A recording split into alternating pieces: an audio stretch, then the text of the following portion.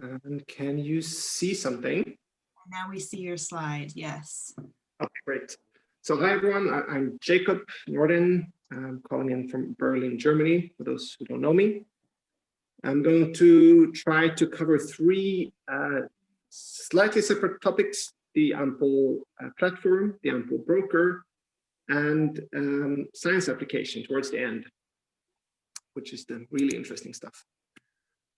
Okay, so the AMPEL platform is a software construction meant to do stream operations. So I'm quickly going to talk or mention stream operations, even though I think everyone here has at least an intuitive idea of what that is. We, of course, can broker a stream. So we divide it according to some criteria. We supplement it. So this is also kind of intuitive, where you annotate it, you add information content based on derived information or based on external information, for example, a classifier or a catalog matching or something like this. A third kind of stream operation, which is more rare, is a kind of native stream join operation. So this is when we really combine different streams into new stream. So the AMPEL platform project evolved into something where we try to think of whether we could design a software platform that allows combinations of arbitrary stream operations in a scalable and reproducible way. It turns out that fulfilling two of those criteria is fairly straightforward, but doing all three was hard.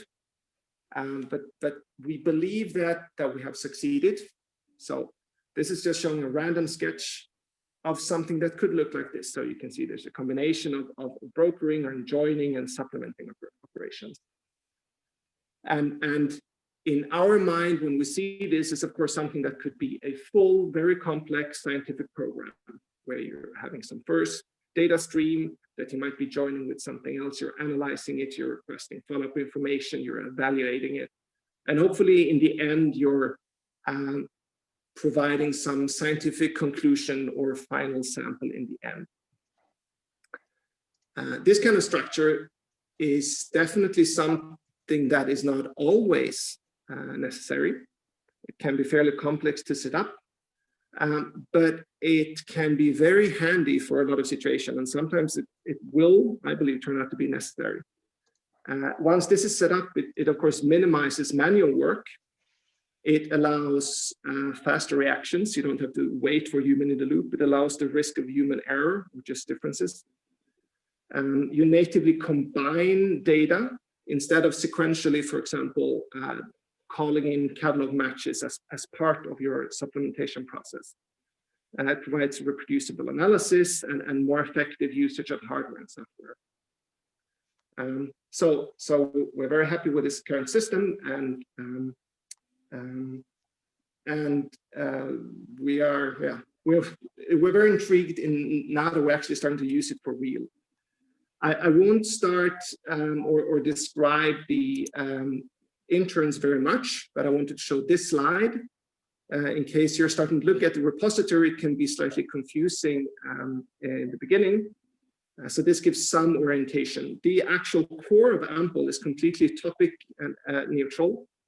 It has to do with process scheduler and tools for performing database interactions in a way that's sufficiently fast and allows you to keep track of what happened. So what the AMPEL core is doing is shuffling information around to make sure that every process knows what has the correct input data and that the output data is taken care of. The surrounding layers in this onion then makes the data units more and more applied towards a purpose. For example, in the AMPEL interface, you have abstract classes that allows you to implement methods that actually can integrate or can work with the core units. And then you have alerts that provide functionality for listening to alert streams, and photometry that adds constructs for example, light curves and so on. And then finally, you can add completely stream-dependent properties like the CTF alert schema. So these are all different repositories in GitHub that you can have a look at. Of course, a full AMPEL instance looks something like this. So this is where you then derive your own scientific program where you can make use of all of the properties.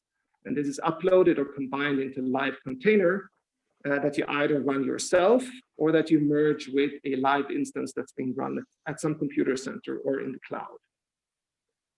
From the AMPEL platform perspective, this is neutral. This is discussion of how this is possible, but I will skip that now. So to summarize the first section, AMPEL is a modular and scalable platform with explicit provenance tracking and especially made to deal with complex and heterogeneous data sets. So it's public, written in Python, and has a fully typed code base. So the real person behind this is Valerie Brunel. He did a lot of the main software engineering.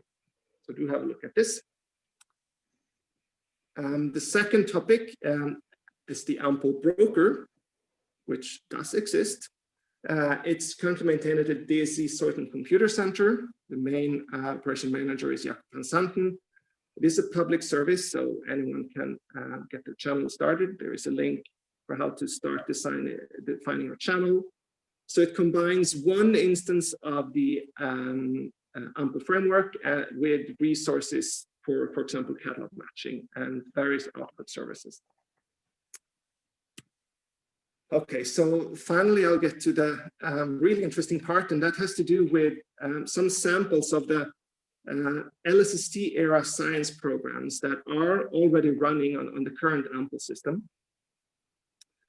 So I'll mention a few of those. The first is the CTF-TD group that have implemented selection functions of various kinds with increasing complexity within the AMPEL system that allows them to do a very pure search for potential TD counterparts. So during more or less the first year of CTF operations, they used it to double the sample of confirmed TDs. A second slightly related example is the Soithen Ice Cube group. So they have combined the CTF stream with high energy neutrino alerts from AMPEL. So multi-messenger science in action. And what I did find was a match between a neutrino and one of the CTF transients. It actually turned out to be a TD discovered by the AMPEL TD program. And in this way, they have identified TDEs as a likely source for at least a part of the high energy neutrino flux.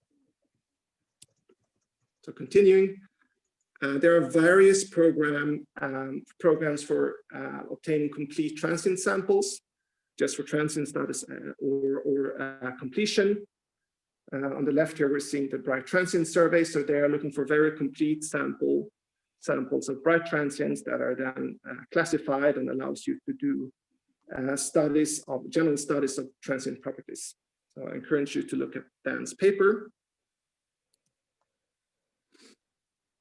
A fourth very active area has to do with constructing completely robotic reaction networks. So this is something that we have now done. So this is, of course, using the fully robotic CTF stream to do a search for infant or variable sources and then immediately trigger robotic follow-up without any human involvements, either through machine learning methods or through catalog matching.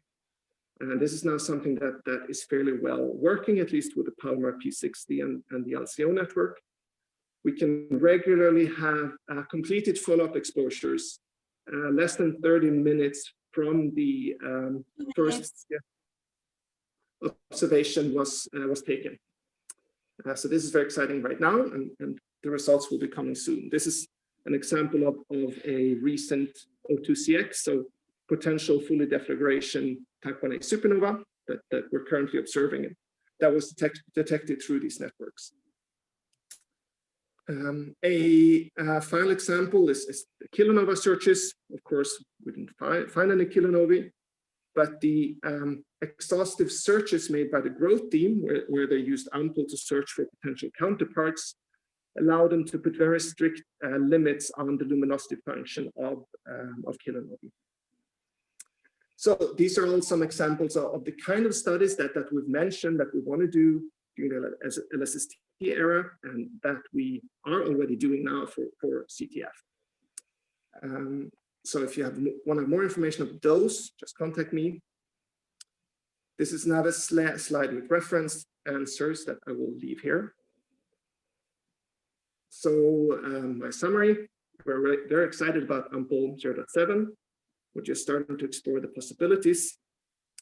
In terms of the Rubin Observatory and LSST, with AMPEL, users will be able to design very complex analysis chains where multiple data streams are incorporated and reanalyzed, for example, based on follow-up observations, based on additional data, based on new photometry.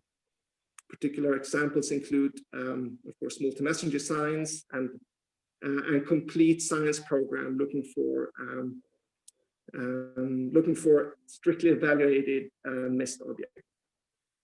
There are some comments here that I might leave for further discussion, but the main point is that if you do have a science program and that you wonder whether this would ever be possible, it is likely that it is possible, and it's always fun to iterate and think about how that could be set up. Thank you.